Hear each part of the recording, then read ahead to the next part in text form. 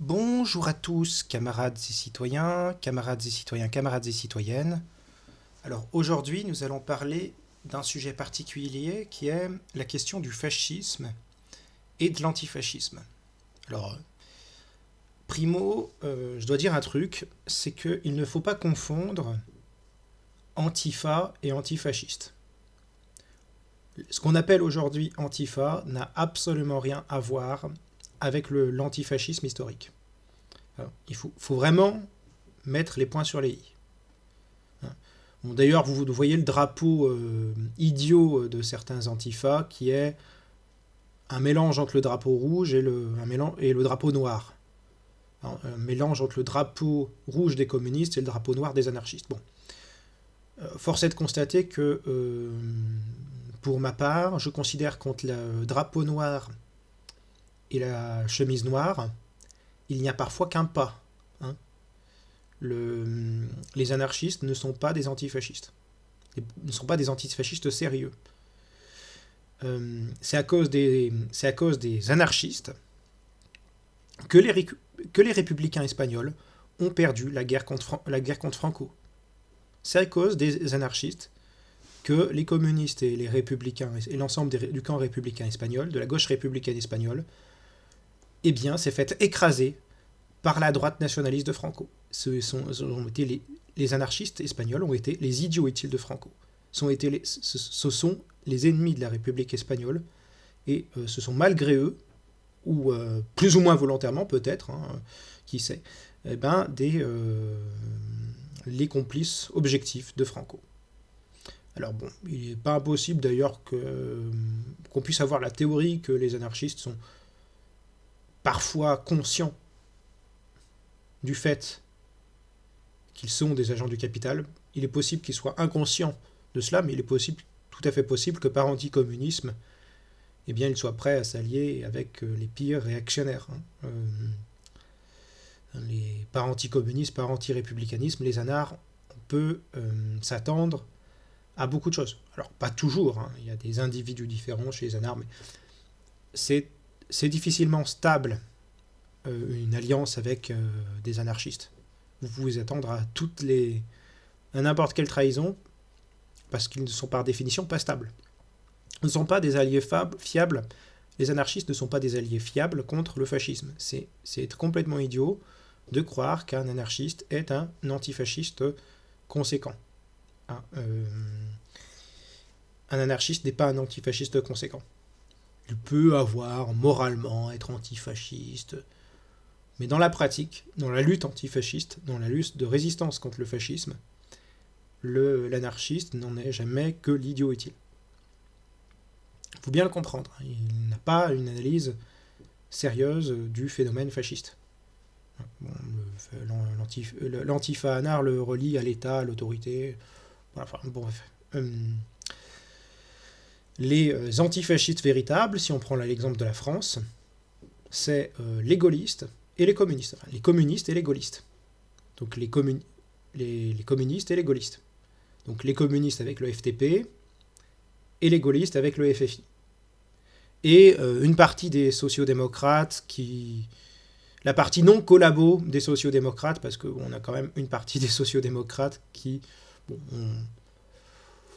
de sociodémocrates, n'ont pas gardé le démocrate. Qui ont aussi trahi la République par anticommunisme. Voilà. Qui ont aussi trahi la République et la démocratie par anticommunisme. Les sociodémocrates, bon. C'est pour ça qu'on parle de sociofascistes. C'est pour ça qu'on peut parler de sociofascistes. Bon, pour anticiper un peu l'idée, vous avez les sociodémocrates en Allemagne qui se faisaient appeler sociofascistes par les communistes, parce que les communistes se souvenaient du fait que des gens comme Gustav Noske avaient appelé les corps francs à faire fusiller les communistes. Des gens du SPD ce sont des gens du SPD qui ont fait appel au corps franc pour liquider des gens de l'USPD, ce qu'on appelle les sociodémocrates indépendants, c'est ceux qui voulaient vraiment du socialisme au au sens collectiviste du terme, et qui voulaient faire une révolution pour ça. Là où le SPD était dans une approche d'acquaintance avec la bourgeoisie. Des gens comme Gustav Noske, c'était des gens qui sont dans une approche d'acquaintance avec la bourgeoisie. Et qui font appel aux fascistes à ce qui va devenir plus tard un des ferments du fascisme, c'est-à-dire les corps francs, pour liquider les communistes. Mais voilà, une partie des socialistes, des sociodémocrates, a été résistante, une autre a été collabo. Mais sinon, les deux forces antifascistes, historiquement parlant, c'est les communistes, avec la FTP, ceux qui ont pris le plus de risques, par ailleurs, et qui n'étaient pas forcément les mieux équipés, et les gaullistes, les FFI. Voilà. Donc voilà. Donc il faut bien s'en rendre compte. Bon, évidemment, tout ce qui était royaliste, libéraux, chrétiens, démocrates, ce genre d'individus, ça a collaboré massivement avec les nazis et les fascistes. Bon, déjà, chrétiens et démocrates, c'est pas très compatible du point de vue politique. Enfin, le fait de se réclamer chrétien-démocrate, le fait de vouloir faire entrer le religion en politique, c'est difficilement compatible avec la démocratie. Voilà. Ceci dit. Donc voilà, vouloir associer le drapeau noir et le drapeau rouge, ce n'est pas être antifasciste, c'est être idiot. Le vrai symbole de l'antifascisme, ça serait d'associer le drapeau tricolore avec le drapeau rouge, puisque le drapeau tricolore est le symbole de la République, le symbole de la République française, et le drapeau rouge, le drapeau des travailleurs. Donc voilà, il faut quand même être sérieux. Hein, un vrai symbole antifasciste, ce serait l'alliance du drapeau rouge et du drapeau tricolore. Ce ne serait pas l'alliance du drapeau rouge et du drapeau noir. C'est complètement ridicule de se prétendre antifasciste en voulant s'allier avec les anarchistes qui sont soit des boulets, dans le meilleur des cas, soit des complices objectifs du fascisme. Voilà, donc il faut quand même s'en rendre compte. Donc voilà, donc pour moi, ce qu'on appelle Antifa aujourd'hui, c'est quelque chose qui n'a absolument rien à voir avec l'antifascisme historique. C'est quelque chose qui n'analyse pas correctement ce qu'est le fascisme. Alors pourquoi ça n'analyse pas correctement ce qu'est le fascisme ? Alors parce que ces gens-là vont traiter de fachos tout ce qu'ils traiteront par ailleurs d'extrême droite, de conservateurs, de réactionnaires ou de nationalistes. Du coup, tout est mélangé dans un gloubi-boulga de t'es un droitard, t'es d'extrême droite, t'es nationaliste, t'es conservateur, t'es autoritaire, t'es étatiste. Ouais, oui, c'est tout l'ADN de l'anarchisme. Plus tout ce qui est woke, intersectionnel. Donc du coup, personne qui serait pas woke, serait potentiellement un fasciste. Personne qui serait pas dans ce logiciel libéral communautaire à l'américaine serait fasciste du point de vue intersectionnel de pas mal d'antifa. Tout ce qui serait pas anar, donc tout ce qui serait communiste, se ferait traiter de stalinien, se ferait traiter de rouge-brun, tout ce qui serait communiste, parce qu'il faut, quand on est communiste, l'intervention de l'État dans l'économie, en fait, pour avoir un système réellement communiste, il faut une autorité étatique. Vous prétendre qu'on ferait un communisme libertaire sur la base de l'autogestion, c'est complètement idéaliste. Faut être un petit bourgeois pour penser comme ça, pour penser aussi de façon aussi ridicule. Hein, c'est avoir un discours anar, c'est soit parce qu'on est un petit bourgeois en général, soit parce qu'on fait partie du lumpen prolétariat, qui est par ailleurs un point commun entre les fascistes et les anars, c'est que leur base de recrutement est plus ou moins la même. C'est-à-dire la petite bourgeoisie, le lumpen prolétariat. Ça, c'est un gros point commun sociologique, c'est qu'ils recrutent plus ou moins dans les mêmes classes sociales. Alors, bon, la différence, ça serait peut-être que l'anar va peut-être recruter beaucoup plus dans la petite bourgeoisie culturelle et le fasciste beaucoup plus dans la petite bourgeoisie commerçante. Parce que la petite bourgeoisie commerçante, elle se sent très menacée par l'opposition entre capital et travail. Et elle va être tenté par un populisme droitier qui au final est surtout contre le travail et du côté du capital. Mais voilà. Donc voilà, donc, ce qu'il faut comprendre, c'est que n'importe quelle personne de gauche ou une personne de droite n'étant pas fasciste, une personne de droite non fasciste ou une personne de gauche qui n'est pas dans le logiciel anar ou intersectionnel, peut se faire traiter de fasciste du point de vue d'un antifa. Surtout que s'il fait tourner la 8.6 ou qu'il est un peu stone sur les bords, eh bien, l'analyse qui même sobre n'est pas spécialement bonne, eh bien, voilà, les frais s'en fera ressentir et l'analyse ne sera pas pertinente du tout. L'antifa ne produira pas une bonne analyse en général de ce qu'est le fascisme. Il ne sera pas un réel antifasciste parce que déjà, intellectuellement, il ne sera pas capable d'identifier sérieusement ce qu'est le fascisme. Il en verra là où il n'y en a pas, et peut-être même qu'il en verra pas là où il y en a. C'est-à-dire que quand vous avez un logiciel intersectionnel où vous voyez de l'identitaire partout, vous avez une part de ce qu'est le fascisme, de ce qu'on appelle le dérivatif. Dans l'analyse marxiste dans l'analyse marxiste du phénomène fasciste, on parle de dérivatif identitaire. Et pour ce qui est des gens qui ont le logiciel libéral communautaire anglo-saxonne, le logiciel de pensée américain, qui est la vision intersectionnelle du monde, eh bien, ça coche vraiment toutes les cases du dérivatif identitaire fasciste. Enfin, ça coche une bonne partie des cases, en tout cas. Donc, qu'est-ce que le fascisme ? Ce n'est pas le nationalisme, ce n'est pas le conservatisme, ce n'est pas l'autoritarisme, l'étatisme, le fait de ne pas être un progressiste, inclusif, tout ce que vous voulez. Ce n'est pas tant le nationalisme ou le conservatisme ou l'autoritarisme ou l'étatisme. Hein, par ailleurs, hein, si les fascistes sont antidémocrates, toute personne sont autoritaires, tout régime autoritaire ou antidémocratique n'est pas fasciste. Hein, on va l'expliquer plus tard. Alors, qu'est-ce qu'est le fascisme ? Alors, il y a deux acceptions valables pour définir ce qu'est le fascisme.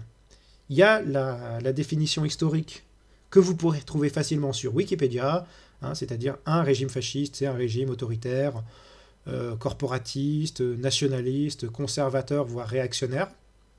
Alors oui, on regarde Mussolini, Hitler, Franco, ils cochent toutes ces cases-là. Mais ça n'explique rien. Ça reste encore du décorum. Oui, ils sont corporatistes. Oui, ils sont nationalistes. Oui, ils sont conservateurs. En fait, ils sont même réactionnaires. C'est plus que conservateurs, ils sont réactionnaires. Ils sont corporatistes, ils sont autoritaires. Et ils disent aussi populistes, oui, parce qu'ils font appel au peuple. Ils font appel au peuple de façon démagogique, sans aucune sincérité, en l'occurrence. Oui, ils sont populistes, oui, enfin. Encore, il y a des populistes de droite et des populistes de gauche. Donc oui, ils sont bien tout ça, si on veut. Mais une fois qu'on a expliqué tout ça, on n'a rien expliqué. Il y a l'autre définition du fascisme, qui n'est pas simplement rester à la surface sur l'idéologie, c'est de s'intéresser à ses fonctions. C'est la définition marxiste-léniniste de ce qu'est le fascisme, à savoir celle du camarade Dimitrov, qui définit le fascisme comme, je cite, la dictature ouverte du capital financier. Donc, la dictature ouverte du capital financier, ça veut bien dire ce que ça veut dire. Ça veut dire que le régime fasciste est un régime dictatorial, certes, corporatiste, certes, mais pourquoi ? Eh bien, parce que il faut éliminer le mouvement ouvrier, ou éliminer les contradictions au sein de la bourgeoisie. C'est tout simple. Le but du fascisme, c'est de faire la révolution contre la révolution.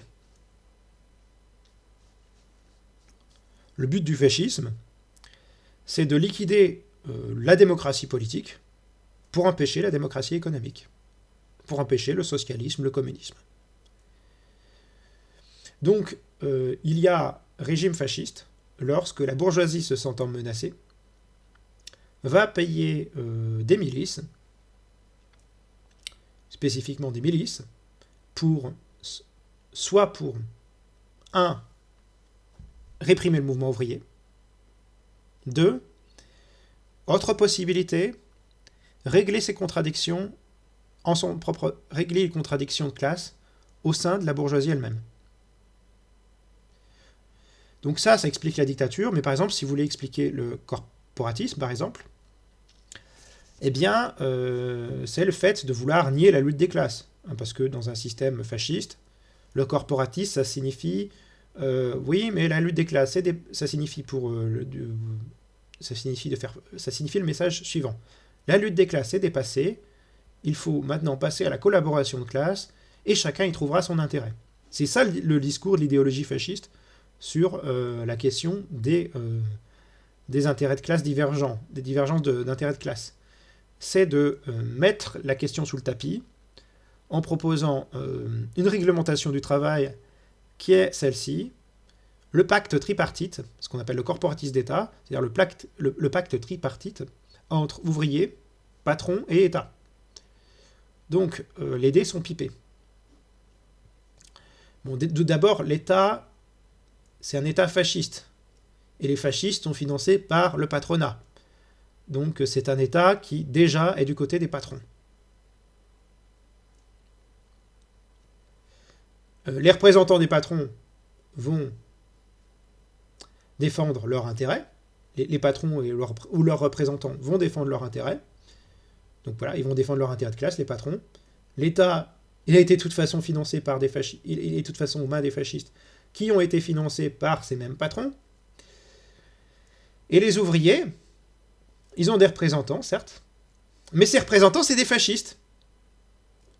Donc leurs représentants, c'est les mecs qui ont été payés par le patronat pour taper sur le mouvement ouvrier. Donc l'ouvrier, dans cette configuration, il se fait entièrement avoir du début à la fin. Les patrons, d'un côté, parce que les patrons défendent leur propre intérêt, d'un autre côté, parce que l'État en question, c'est un État qui est aux mains des patrons, et qui est spécifiquement là pour taper sur le mouvement ouvrier, et de l'autre, parce que même ses représentants sont à la solde du patronat, en réalité. C'est en ça que le fascisme est spécifiquement un régime anticommuniste. C'est un régime anti-ouvrier, anti-socialiste, anti-social. C'est un régime qui a pour fonction de nier la lutte des classes. C'est essentiellement ça. C'est essentiellement ça la caractéristique du fascisme. C'est-à-dire que supprimer la démocratie, oui, mais c'est pas pour jouer aux méchants que la bourgeoisie veut supprimer la démocratie. C'est parce que la démocratie, ça suppose la divergence idéologique, ça suppose l'opposition légale, ça suppose une organisation potentielle plus forte de la classe ouvrière, en tout cas plus ouverte, qui a moins tendance, sous un régime fasciste, la classe ouvrière, pour s'organiser, elle est obligée de se cacher. Dans un régime démocratique, la classe ouvrière, elle peut s'organiser ouvertement, ou plus ou moins ouvertement. Donc c'est un danger pour les intérêts de la bourgeoisie, la démocratie. C'est un danger qui est acceptable parce que dans nos sociétés, nos démocraties libérales sans souveraineté, parce que nos démocraties libérales, et plus encore nos démocraties libérales sans souveraineté, parce que les milliardaires possèdent la presse, achètent les politiques, les juges, tout ce que vous voulez. Hein. Mais dans un certain niveau, lorsque les contradictions de classe ne sont plus tenables, la dictature fasciste est la roue de secours du capital. Le conservatisme et les idées réactionnaires, les idées conservatrices et réactionnaires, ça va avec ça. Ce qui caractérise normalement des idées conservatrices ou réactionnaires, au sens propre du terme, c'est une conception du monde, un, idéaliste, deux, identitaire. Donc idéaliste qui considère que les idées préexistent à la matière, exemple la religion. Identitaire, par opposition à l'universaliste. C'est moi je suis blanc, moi je suis noir, moi je suis un homme, moi je suis une femme, moi je suis hétéro, moi je suis homo, moi je suis... etc., etc. Quand vous avez une idéologie idéaliste, vous pouvez justifier la domination d'une classe sur une autre par c'est la volonté de Dieu, ou des choses de cet acabit. Quand vous avez un discours identitaire, vous pouvez opposer des travailleurs entre eux en disant ouais, mais toi t'es blanc, toi t'es noir, toi t'es homo, toi t'es hétéro, toi t'es ceci, toi t'es un homme, toi t'es une femme. Toi t'es ceci, toi t'es cela. Eh bien, ça c'est le dérivatif. Et les fascistes, ils utilisent le dérivatif identitaire pour empêcher la lutte des classes. C'est-à-dire, c'est l'idée, par exemple, avec les nazis, c'est de remplacer la lutte des classes par la lutte des races. C'est-à-dire remplacer, détruire le mouvement ouvrier en faisant en sorte que l'ennemi ne soit plus le capitaliste, mais le juif. Assimilé dans la propagande nazie, à l'avidité, voilà, à tous les pires stéréotypes, voilà. Alors que bon, le mouvement nazi est un mouvement financé par les capitalistes, par les industriels, mais ayant su se donner un côté plébéien, ayant su parler aux ouvriers, mais ayant pour fonction de rejeter, plutôt que rejeter la faute sur les capitalistes, la rejeter sur les juifs. Et vous pouvez décliner juif à n'importe quelle catégorie sociale de votre choix. Hein. Vous pouvez dire que votre ennemi c'est le blanc, que votre ennemi c'est le noir, que votre ennemi c'est les hétérosexuels, les homosexuels, tout ce que vous voulez. L'idée reste la même. Hein, la désignation d'un ennemi, d'un bouc émissaire, pour détourner l'attention hors de la lutte des classes, c'est une des caractéristiques du fascisme. Dans ce cas-là, du fascisme allemand. Dans le cas du fascisme italien, c'était plutôt une vision un peu différente, qui était plutôt la supériorité de la nation italienne, mais vous pouvez le décliner théoriquement à l'infini, ce genre de procédé. Vous pouvez remplacer... par exemple, vous prenez le fascisme japonais, vous considérez que dans ce cas-là, vous avez un dérivatif identitaire, considérant que les Japonais sont supérieurs à tous les autres peuples d'Asie. Voilà, enfin, il y a aussi l'impérialisme, hein, le statut suprême du capitalisme, par ailleurs, qui fait partie du fascisme. Ah oui, sur ce qui est du nationalisme, c'est essentiellement parce qu'il est identitaire qu'il a valorisé. Parce que l'aspect originel de la Révolution française, qui était l'idée de souveraineté des nations, ça passe à la trappe, hein, quand vous avez un projet expansionniste. Voilà, enfin, c'est... Voilà, c'est...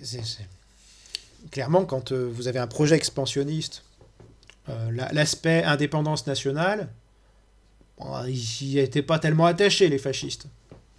L'idée de souveraineté des nations, voilà, ils s'en fichaient comme la première chemise. D'ailleurs, entre parenthèses, dans le cas du nazisme, eh bien, c'était davantage un racisme impérial qu'un véritable nationalisme. Pour eux, ce qui était leur nation, c'était l'idée de communauté nationale, c'était plutôt le fait d'appartenir, c'était plutôt l'appartenance ethnique que la nation, en fait, le discours nazi. Le discours nazi, c'était pas tellement un discours sur la nation que sur une appartenance ethnique réelle ou fantasmée. Ah, c'était la Volksgemeinschaft. Je ne sais pas si je vais me prononcer, mais bon, c'est de l'allemand. Eh bien, voilà, c'est quand même pas tant du nationalisme que un impérialisme racial, un impérialisme racialiste, un impérialisme raciste, un impérial racisme. Voilà. C'est davantage un impérial racisme qu'un nationalisme, le nazisme. faut quand même bien en s'en rendre compte, hein.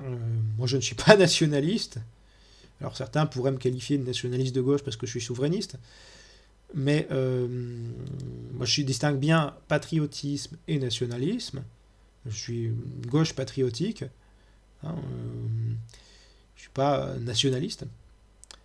Hein, mais je considère que vouloir faire le procès, par exemple, à une certaine à la droite nationaliste, d'être fasciste en l'assimilant au nazisme est d'une malhonnêteté intellectuelle qui ne rend pas service à, à une analyse politique digne de ce nom à gauche, en fait. C'est-à-dire que, à force de faire des accusations foireuses, aveugles, y compris parmi des gens qui sont nos ennemis politiques, parmi la droite nationaliste, eh bien, on finit par être complètement aveugle sur la réalité du politique et à dire n'importe quoi, et ça fait le jeu de la réaction. Quand vous avez une gauche qui dit n'importe quoi sur ses adversaires politiques, qui n'a aucune analyse politique, qui voit les choses de manière grossière, monolithique ou sans aucune nuance, qui ne s'aperçoit pas tant de la réalité que ça, enfin, elle se tire une balle dans le pied. Bon, en plus, quand on met la droite nationaliste entre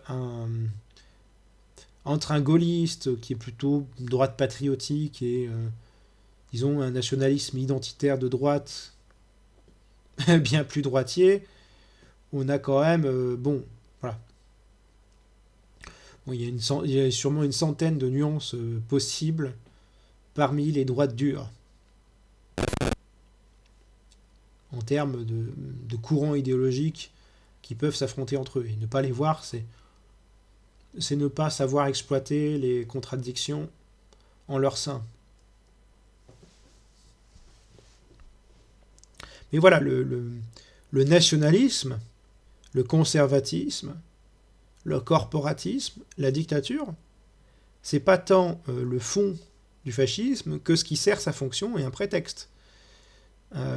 C'est pas la dictature pour le plaisir de la dictature.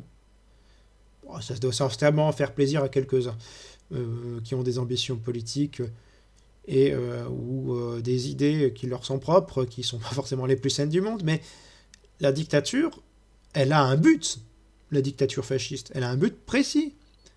Elle a un but précis qui est un but de classe. C'est le but d'en finir avec le mouvement ouvrier et d'asseoir la domination du capital.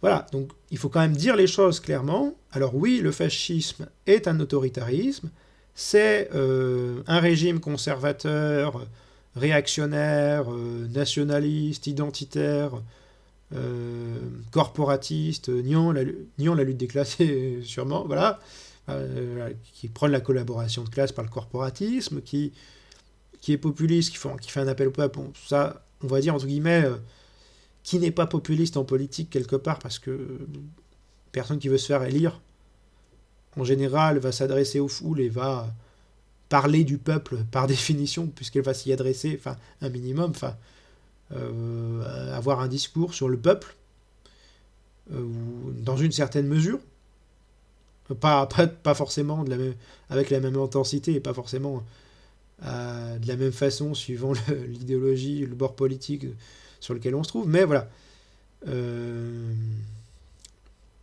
Donc, il y a ça. Et sinon, là, on n'a fait qu'effleurer le sujet. Parce que la question qui vient, c'est aujourd'hui. Aujourd'hui, qu'est-ce qu'il en reste du fascisme et quel est son devenir? Alors aujourd'hui, il reste évidemment des groupuscules néofascistes. Souvent, c'est plus ou moins des imbéciles consanguins qui vont de toute façon s'entre-déchirer pour avoir leur propre fureur, pour être leur propre fureur dans leur coin, avec des petits chefs de clan qui vont dire « Ah, mais moi je suis le duché, moi je suis le fureur, moi je suis le chef », qui vont vouloir faire leur chef-haillon dans leur groupuscule de marginaux extrémistes, violents certes, mais qui sont prêts à s'entretuer entre eux, en fait, ces gens-là. Enfin, ils ont le délire d'être le petit chef de montrer qu'ils sont les plus forts, qu'ils sont les petits caïds. Essentiellement, c'est une bonne partie de leur idéologie. Outre l'aspect ethnicisme, identitarisme, idéologie réactionnaire, anticommunisme, etc. Enfin, ces gens-là sont des groupuscules d'individus prêts à se bouffer les uns les autres. Donc, est-ce que c'est une menace C'est une menace de par leur aspect violent, parce qu'ils peuvent tuer des gens, ils peuvent tabasser les gens, ils sont dangereux de ce point de vue. Ouais.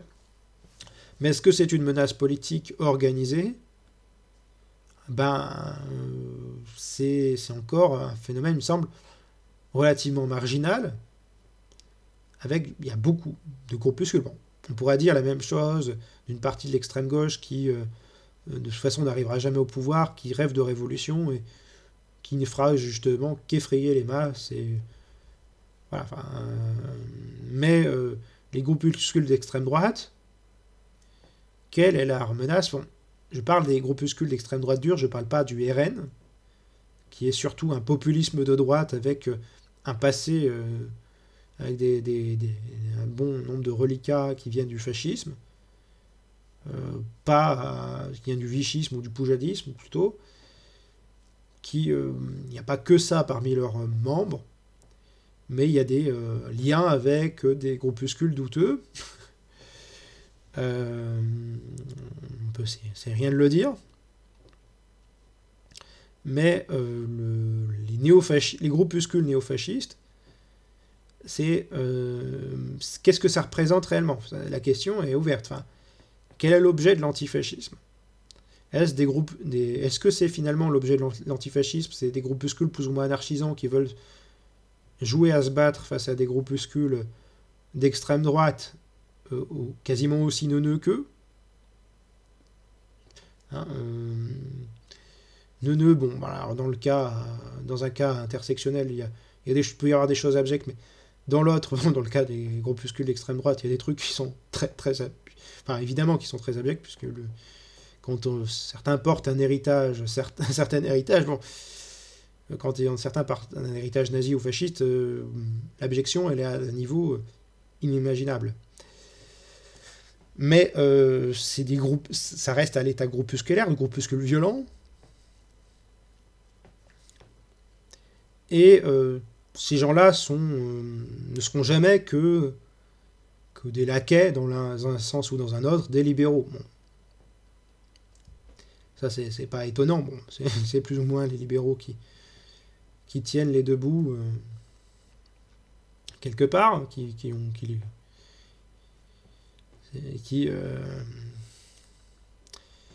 aiment bien l'excitation entre eux, qui aiment bien qui aiment bien médiatiser les groupuscules d'extrême gauche et d'extrême droite, les plus neuneux qui soient, pour bien pourrir la situation et pour bien décrédibiliser à la fois une partie de la droite nationale.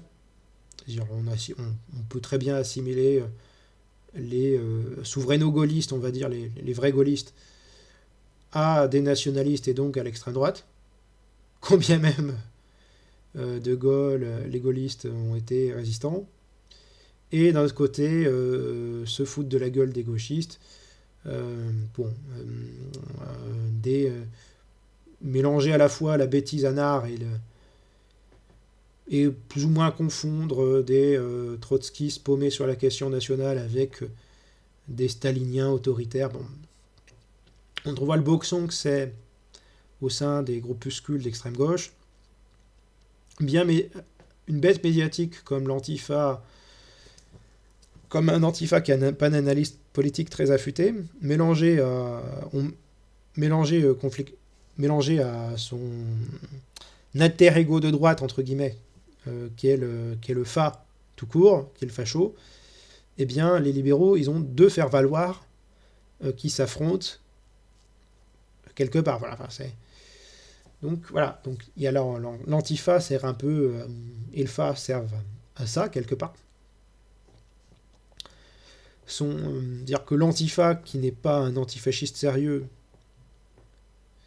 qui passe pour un idiot la plupart du temps, face à une extrême droite qui fait peur, qui est abjecte. On médiatise l'affrontement entre les deux, on relativise d'un côté le fa et l'antifa en disant ouais, ni fa ni antifa pour justifier le néolibéralisme, et c'est dans la boîte pour les macronistes. Hein. Pour les macronistes, les néolibéraux, les néoconservateurs, ils sont contents. Ils ont le show qu'il leur faut. Et l'autre aspect qui serait analysé, ce serait se demander comment le fascisme, du point de vue de ses fonctions, peut évoluer aujourd'hui. Moi, là, je ne vais pas faire une théorie, je vais plutôt faire soit un ensemble d'hypothèses ou de conjectures, enfin, même peut-être un exemple de conjecture plus que d'un ensemble d'hypothèses. Ce serait poser plutôt les questions ouvertes.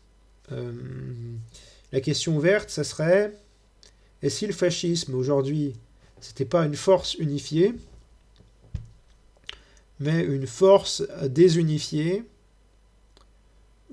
si on prend en compte ce qu'est le fascisme du point de vue de ses fonctions de classe, que ça serait d'un côté l'effacement des États-nations, avec tout le nihilisme politique qu'il y a autour, donc l'effacement des États-nations, donc l'Union européenne, la privation de souveraineté, les États-nations privés de leur souveraineté, l'arnaque de la démocratie sans souveraineté, où on élit des gens qui, de toute façon, n'ont pas d'autre choix que d'obéir à l'Union européenne, d'obéir à l'OTAN, de subir par l'euro la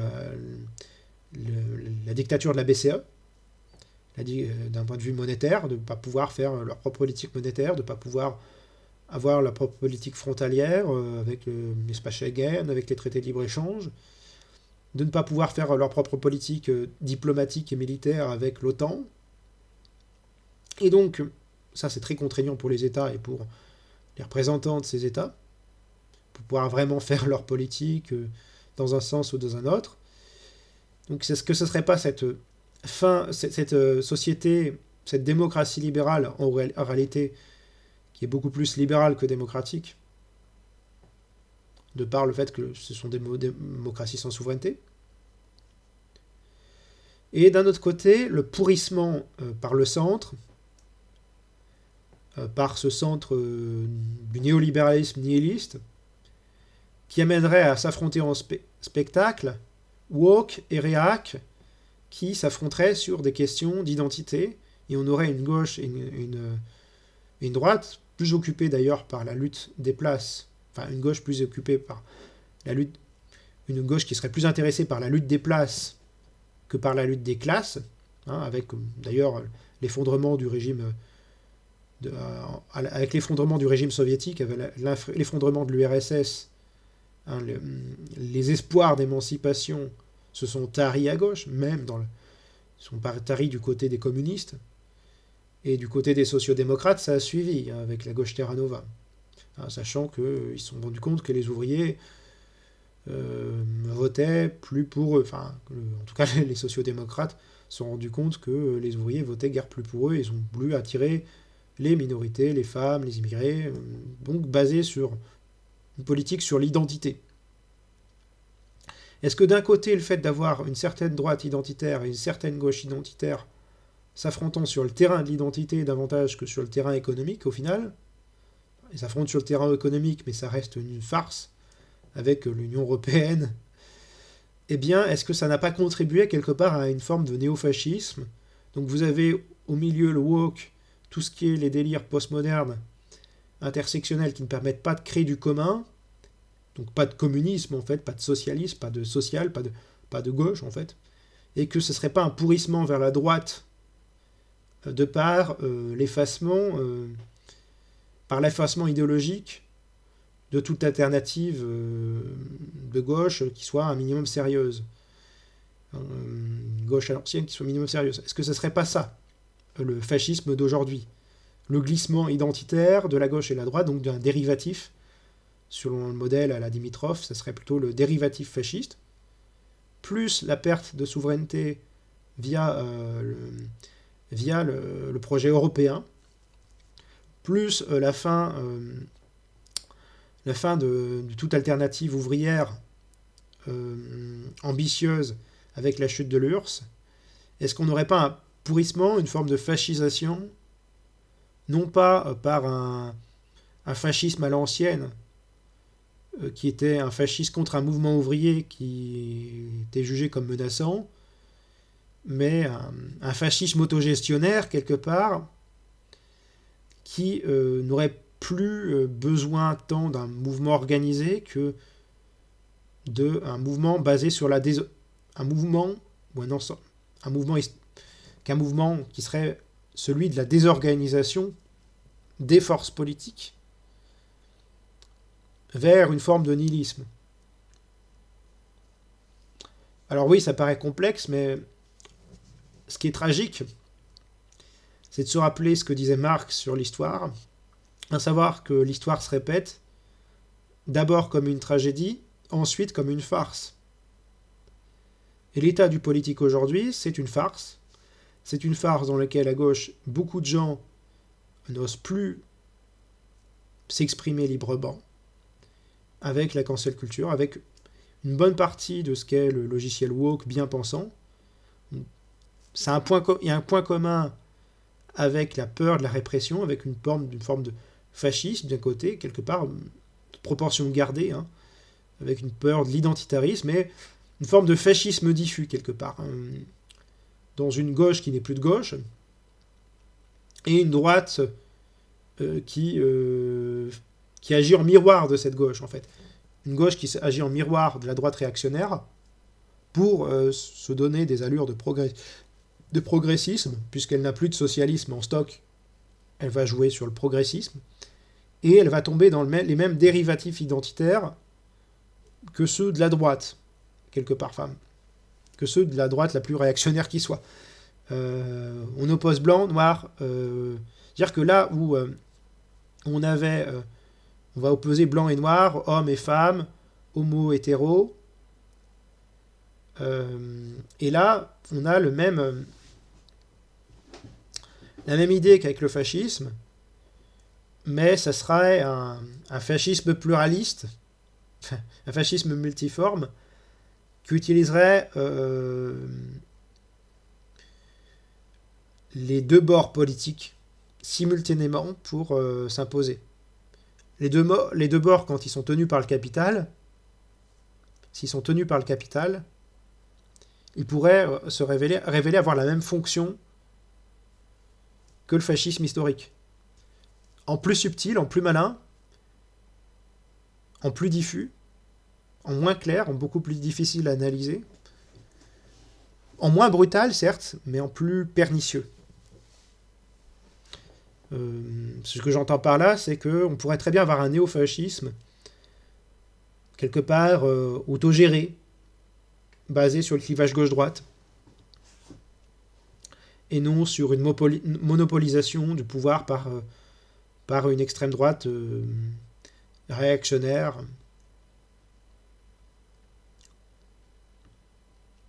Donc ça, c'est avoir cette vision théorique-là. Enfin, voilà, moi, je me base un peu sur une vision assez clouscardienne des choses, c'est-à-dire que qu'on est passé quand même d'une société industrielle à une société de service. Donc, est-ce que l'analyse du phénomène fasciste ne devrait pas évoluer avec les changements de société ?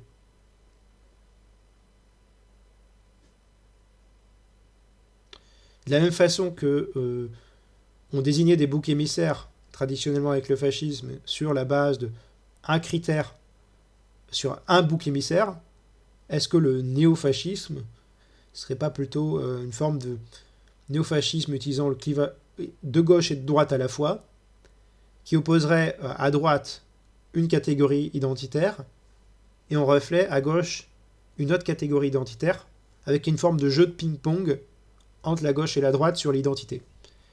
C'est vraiment... Alors on pourrait pas forcément appeler ça un fascisme au sens propre, mais ça en revêterait des fonctions... Ça en revêterait certaines fonctions. J'ai quand même mis beaucoup de temps à expliquer un peu ce raisonnement-là. Je prétends pas que ce raisonnement est parfait. Il peut être à étayer, à développer ou à corriger. Mais potentiellement, pourquoi pas? Après tout, une société, ça évolue, et le fascisme, ça n'a pas toujours existé. Ça a apparu à un moment donné de l'histoire. Et les sociétés subissent des mutations suivant le mode de production, suivant les institutions, suivant des changements aussi culturels parfois, qui sont liés aussi au rapport de production, au rapport matériel pour organiser un minimum les sociétés. Alors oui, il ne faut pas faire de l'économisme ou du finalisme historique strict, il ne faut pas faire de finalisme historique, il ne faut pas non plus considérer que tout est économique. L'essentiel l'est parce qu'il faut bien manger. Pour que les idées vivent, il faut qu'il y ait de la matière, forcément. Mais il ne faut pas avoir une approche économiste trop sec. L'histoire des idées a de l'intérêt aussi. Les